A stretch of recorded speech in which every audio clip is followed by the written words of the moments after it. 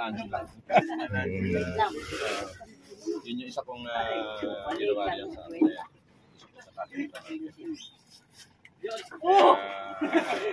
kaya lang, kagandahan nito, hindi tayo matutulungan dahil yun yung pinuntahan namin doon sa Botolan eh. Yung gulay nga, yung talong eh, twice a week nilalagyan ng pataba. Kasi kawawa na may mga partner eh, dapat ka sana tumalaban na isang linggo. Eh, kung gusto hang lumaki ka agad, dinadalawang beses na eka namin. Kaya yung taga-Botolan na pinuntahan namin, pilit na nagpadala ng pataba ng mga matesting na eka namin.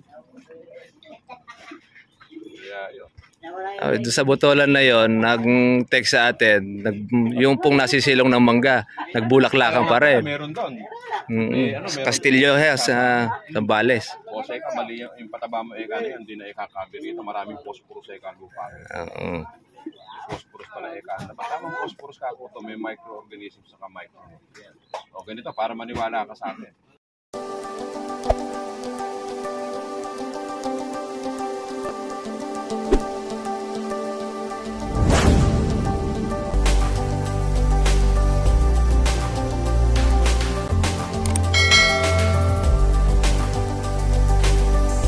Lunch lang.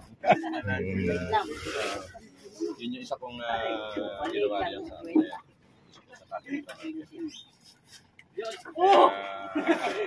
kaya lang, kagandahan nito, hindi tayo matutulungan dahil yun yung pinuntahan namin doon sa Botolan eh.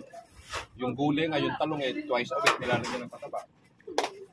Kasi kawawa na may mga partner eh, dapat ka sana tumalaban na isang linggo. Eh, kung gusto hang lumaki ka agad, dinadalawang beses na eka namin. Kaya yung taga-Botolan na pinuntahan namin, pilit na nagpadala ng pataba ng mga matesting na eka namin. Yeah, yun. Doon sa Botolan na yon, nag-text sa atin, yung pong nasisilong ng mangga, nagbulaklakan pa rin. Meron doon. Castillo sa Zambales. O sa eka, mali yung pataba mo eka na yan, hindi na ikakabi rito. Maraming phosphorus sa eka lupa. Phosphorus pala eka. Napatamang phosphorus ka ako ito, may microorganisms sa micro. O ganito, para maniwala ka sa atin. Itong pataba namin, kahit ka ako makulimlim, gumagawa ito, nagluluto ito. O ngayon, sasample lang kita. Alalagyan ko lahat ito nakalilim sa mangga. Eh, namulaklak. Kaya sa susunod, pagbalik namin doon, hindi na kami pagsasabihan. Nung pinagmamalaki niya, kwando siya sa DA eh. Meron daw siya alam eh, kaya kwando eh. Kasi pinahihina na kahit do anong klaseng pataba, hindi gumaganda yung kanilang halaman. Kumbaga sa kuan, nung dumating itong bago na ito, siguro ni-ignore nila na lalo itong bago na ito, wala pa naman na ikang tatak. Paano ikagaganda? Yun ang kon niya. Sabi ko doon sa mga customer ko, ano ba kung gusto nyo, yung may tatak na mahinang tumalab o yung walang tatak pero malakas tumalab? Kaya sa malakas tumalab. Yun naman importante doon yung pagtalab eh. Binibili mo rin pangalan. Opo, pangalan. Kasi gusto mo social ka, binabayaran mo yung pangalan ni San Miguel, hindi yung beer house. Pareho lang naman beer, malalasing ko. Ganun. Tsaka kung mabisa naman yung talab ng urat, dito na kamo ko sa wala. Yung anak ko doon. Pero dadating ang araw na mo nga yan eh. Saka ako kada season, nag-improve ako. Nag-i-inject pa ako ng yun ang kagandahan ng kanya. Develop na sa sir. Kaya nagdagdag ako ng dagdag kasi gusto kong ma-perfect yung talab sa lupa. Yung lalo mapalakas pa lalo. Siyempre, ang concept natin, yung mga farmer talaga na nangangailangan, yung mga palaya. Kasi mas marami yung palaya. Hindi naman pwedeng panay kalamansi tanim natin. Hindi kasi masikura natin. Saka lalo pa hindi mabili kalamansi pagka puro po kalamansi na. Kailangan pa rin natin ang palay. Nagdag na. Ilabas yung bulaklak eh. Kung kasi ito, napuno rin kasi ng bunga noong mga pataba. Tsaka nung kaya nga lang, na-tsempo nga lang sa medyo mura ang kalamansi. Pero hindi naman nalugi may-ari. Kumita pa rin naman. Nasa kawa na raw yan. Maabot na siya ng 800 bagang nakukuha. Marami rin. Oo, sa 1,600 na puno. Kaya kuwan siya, parang pinakapahinga muna natin itong organic. Dahil kasi, kumbaga sa nanganak, kapapanganak pa lang. Saka Saka ano, yung may pataba na, yung, tinan mo yung ano nung... Matako sa kwan. Mabilis dumilaw. Dumilaw, tsaka tusukin Oo. ng putakte. Yan yung kuwan po natin na kuwanan. Yung bunga nung sa inyo na to, magpapanay ganito, wala nung madilaw. Yung magiging kanyang kulay green. Oh, green na green yung ano. Pati itong dahon na to, green ito. Saka na makinis yung ano. Oo.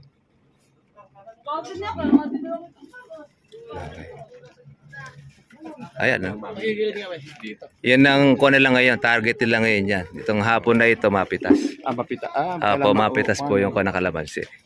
Dire-diretso siya. Magkano yung mga nahihinog na gano'n ngayon? Ewan ko lang kung magkano, baka 200 lang ngayon. Magkano ate yung reject niya? 150 upang pitas. Oo, upang yun, pampiga, upang pitas yun. Pagka talaga ko, dami na talaga yan. Reject na ano? Yung mga tusok lang ng halos na putakti yan. 150 lang yung isang Isang bag. Isang bag. Kaya nga kung mag-juice ka, magandang juice yan. Pwede atang bumili ng pan-juice. Ayun, pwede. Pang-juice ng kalamansi. Na-stack naman yan. Opo, ilalagay nyo lang sa... Pag timpla-timpla, o kung sa rep. Yung isang bag niya, nasa 6 na litro laman, o 7. Pag piniga, 7 litro. Konti lang pagka napiga siya. Kahit po hindi bili kayo. At pagdating na sa market niya, mahal na yan. Dahil dito kasi sa farm, mura. Pagka sa puno, natural. Opo, medyo mura talaga dito. Pamimigay. Yun, oo. Sabi siguro, yung naka-arkila na kalamansi. Sa vitamin C. Opo. Pila. Maganda nga yan. Kaysa nga naman bibili sa palengke. Ako sa kalamansi, yung nag-seminar sa amin na doktor. Marami palang sustansya to. Opo, totoo yun. Kung ang inilalagay ng farmer yung NPK, tatlo lang nabibili. Yung kasing pataba ko na yun, kung mga 10 klase ng sustansya meron yun. Yun, magbe-benefit ka ngayon kung yung kalamansi na may pataba ko, mas kumpleto na ng ano, sustansya. Kumpara dun sa mga dati. Mga nagagamit natin, mga synthetic. Kung pag-aaralan natin yan, sabihin natin, paano kung mga 7 taon na yan? Ibig sabihin, kung mo tatlo lang nilalagay, marami ng kulang din doon sa lupa. Sustansya. Kaya humihina. Tsaka bakit ganyan maraming tusukin ng kuwan ng kalamansi? Hindi po, kasi po ito, kanya maraming tusok ngayon. Napabayaan na po, hindi na nabomba. Hindi na nabomba. Mga putak Maluwang. yan eh. Tsaka kuwan kasi ang kalamansi, basta pitasin na, pag hindi mo pinitas, Medyo insekto na, insekto na pipitas. po kasi nag-overdue na siya ng mga 3 days. Tusok na agad. Tatawagin na siya. May bilang po kasi yan, yung umpisa ng pagpapataba at namulaklak. Bilangin na po yung ilang days. Kaya kailangan pagka pitasin na, huwag mo na i-delay. Kung ano abutan ng presyo, yun na siya.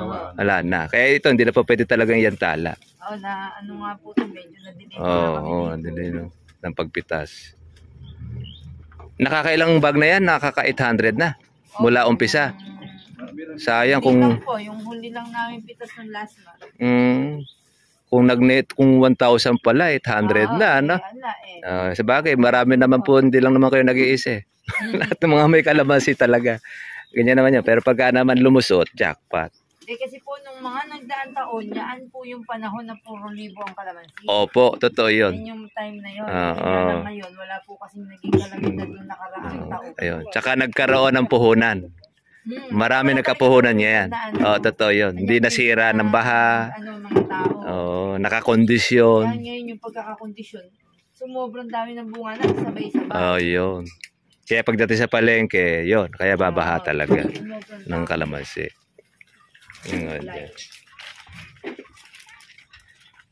Ito po mga katribya. Dito tayo sa hain kung saan ay ipapasa na po may-ari po doon sa ating subscriber yung arkilang kalamansi. Ngayon kasalukuyan sila ngayon nag-harvest ng kalamansi. Kaya lang po hindi natapat nga lang sa medyo kamurahan, parang presyong tagulan nga. Pero hindi naman po nalugi yung may-ari. Kaya lang magiging pagkalugi na may-ari pagka naibinbin pa ito ng pitas, halos magiging reject na lahat. Pero kaganda naman ng kunya, halos mga tusok na lang talaga ito. Kasi po mamaya gabi yan, pagdating sa yellow na siya. Hilig na yan. Totoo po yun. Umbaga ang ating sinesave na lang dito, ito yung ating mga berde. Pero kalalaki ng bunga, ano? Oo, yan. Yan ay umabot po doon sa 1,000. Maganda-ganda po ang magiging ko nito. Hindi, yung unang pitas niyan. 1,000. Opo. Nakatigib din naman ng 1,000 si Kuya. Nakatinig yan. Kanya lang last month nga. Medyo na Ano yun nga, dahil nga maraming dumating na kalamansi. Pero kung di nakatikim ng Pero libo, last month, maganda pang presyo. Ang ganda pa po. 1,000 pa po noong nakaraang March, mga first week ng March. Tapos kumuha na siya. Sige po. Okay, sige po. Okay, ingatan lang. Yan yung ating inventory. Sila pa yung nagdi-deliver. Ang ating kalamansi. Nagbibienta po tayo. Ay, sige po. Katatapos lang po Ayun natin. ang ano. Oo, siya ngayon ang hahawak. Tayo naman na mag-manage. Uy, hindi kayo mahiya, Merienda na kayo, merienda kayo. Napakarami doon. Ilan ngayon ang target nyo ngayon sa kalamansi? Yung pipitasin. Alam po, kasi ano po namin Ilas na hanggang sa matapos na ninyo yung hapon. Ayun, unlimited. Marami pa nga kayo natitira pang iba eh. Oo, kasi sobrang init. Opo, mainit na nga yung singawan nun. Totoo yun, mayroong masisilip na kabo lahat. Meron talaga may iiwan at may iiwan. Minsan pag babalikan talaga, halawin. Oo. Yan po kasi nagkasabay-sabay ng kondisyon pero ang kalamansi talaga. Mm-mm. Dapat Diretso. once or twice a month. Ang pagpitas talaga siya. Kasi pag iniload mo naman ng isang beses sa buwan, yun nga, marami nagiging reject. Tatama yun. Maliban na lamang kung mag-aantala ka ng presyo. Kaya lang, isa rin yun. Kaya lang, pag nag-antabay ka, dadami naman ang hinog mo. Pero depende, pagka mataas, mabilis ang pagtaas, yung hinog mo, magiging presyo ng berde. Tataas din. Kaya lang, sa palaran talaga. Wala talagang pagtaas Marami kasi ngayon, talagang sabay-sabay. Sa Tarlac, Pangasinan, lahat yan. Kabanatuan, dami rin. Siyempre, iba rin, naghihintay rin ng pagtaas. Kaya naaantala. Grabe ang init, ano? Hindi talaga. Kung hindi pa siguro sa maraming okasyon, lalo na. Ano bang temperature na? 40. Baka nasa 40 siguro yan. 28 daw 28 degrees. Medyo malamig-lamig pa na konti yan. Malamig-lamig pa yun. 28 naman. Pag umabot ng 40, matindi na singono. Pag mga 2 o'clock na. Ano yung ginagamit ninyo? Gumagamit ba kayo na stainless na kawan? Pangkurot? O kamay din? Sanay kayo sa kawan para sa amin sa entablado. Hindi ako gumagamit ng mga stainless. Kasi mas mabilis yun kaysa doon sa nilalagyan ng kuko. Madahom pa. Yun lang, medyo maingat lang sa pagpiklat. Mapiklat niya lang pag lalo na nagmamadali. Ito naman, wala namang ganong piklat. Marunong yung pabitas. Uy, ano ba kayo? Okay siya.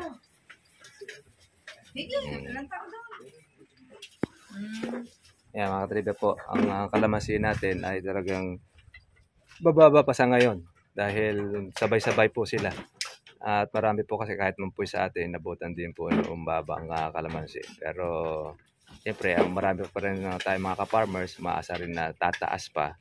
Kaya lang, pagka ganito na po yung sitwasyon, hindi na po pwedeng iantala na kaya obligado na talagang pitasin po ng may-ari para hindi po maging marami po yung reject ng kalamansi. Kasi habang dumadami po ang reject, lalo na kung nanatili yung presyo na 600, 500, ay lalong malaki mawawala po ng may-ari. Kaya talagang obligado ng iyan ay pitasin para hindi po mahirapan po ang kalamansi. Pag marami po kasing daladalang bunga ang kalamansi at matagal na nakabinbin sa kanya, tumatanda ang itsura. Kuya, buo ba loob mo mag-isa ka? Kaya malaki ang magiging kuha natin dito.